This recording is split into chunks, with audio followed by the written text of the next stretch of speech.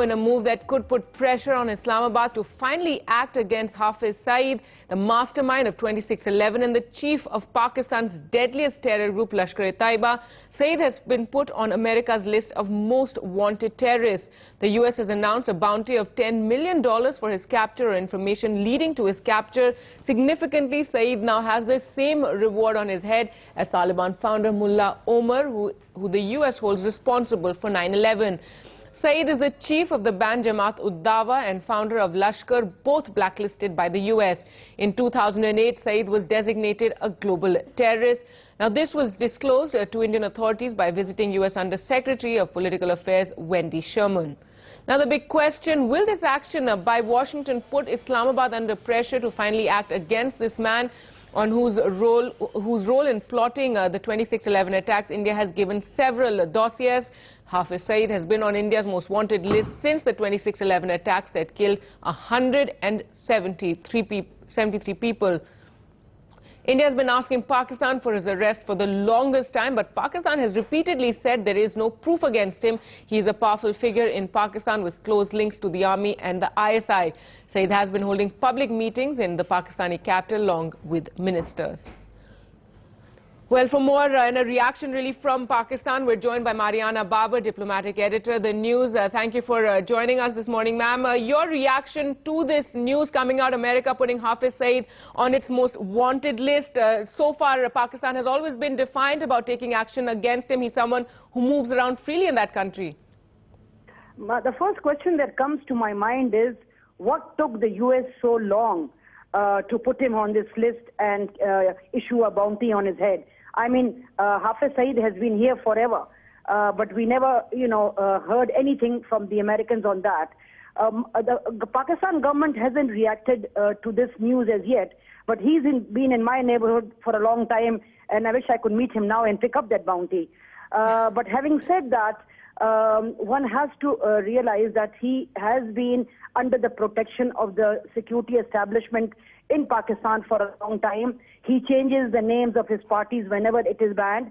But maybe I don't have any proof, but maybe the meetings that the American generals have had with General Kiani last week, maybe this has come up and they have sounded Pakistan before putting this out in public. Of course, there are a very tense relationship between the Americans and the Pakistanis at the moment, but I do not think the Americans would have made this public unless they would have taken Pakistan into confidence. Now, the question being asked is, who is going to nab Mr. Hafiz Saeed? He's not a figure that has gone underground. Everybody knows where he is, and the establishment knows.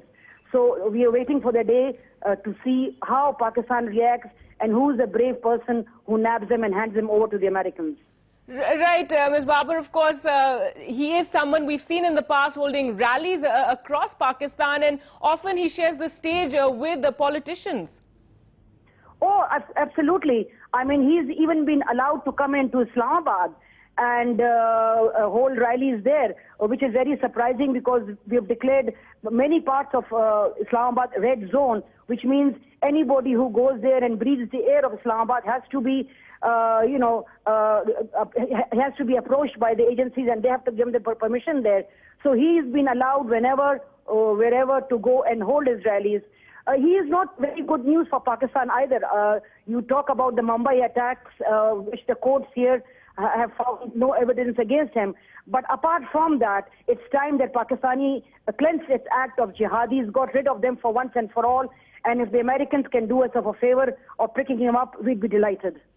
Right, Mariana Babar, thank you so much for speaking to us. Strong words there. It's time Pakistan cleansed itself of these people. Well, earlier we also spoke to Walter Anderson, a well-known political analyst and someone who's a keen South Asia watcher.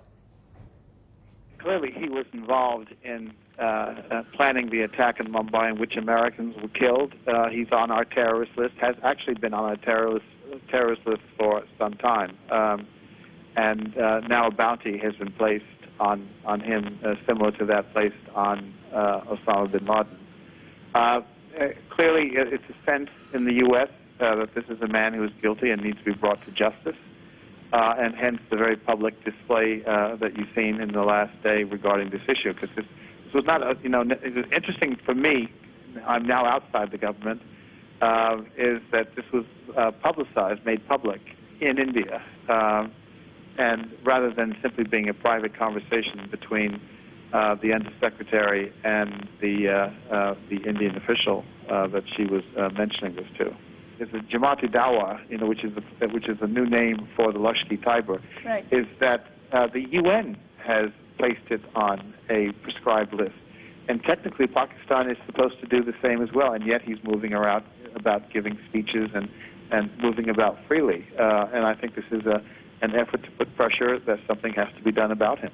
I was just in Pakistan myself. I think there's a rethinking, at least at the highest levels, on relationship with the U.S. and India and others. As you know, the Parliament is now discussing that and should very soon release a report. I think there is a sense of isolation in Pakistan, and that somehow the relationships need to be reset. Well, we're now joined on the phone line by Dr. Akash Vanekar, someone who was an eyewitness to the 26/11 attack. He, in fact, witnessed the attack that took place in the very popular Leopold Cafe in South Mumbai. Thank you for joining us on the show today. What is your reaction to this news coming in now? Hafiz Saeed is someone India has for long held as the mastermind of the 26/11 attacks. With the U.S. announcing this bounty, are you hopeful that now some action will be taken, that perhaps Pakistan will take action against this man? Yeah, definitely. Today I am extremely happy because as an eyewitness, I know the impact of terrorism on a society, country and entire world. And this step by USA matters a lot for entire world because we all know the importance of United States, whether it's a financial decision related to finance or whether it's related to war or it's related to terrorism. Because we all know how United States had dealt with the 9/11 terror attack. So I'm extremely happy today, and I hope that this will be a milestone against terrorism and terror nexus sitting across the border. Right, Dr. Akash, now so far for those who've been affected by 26/11, and it's not just the people who were in Bombay who were affected, it's across the country. This was an attack on India, of course. There has been no closure really after an attack that killed so many people. We have one Ajmal Kasab in jail. Are you now, with this being announced, hopefully some more action, some more closure for the people who were affected by this terror attack?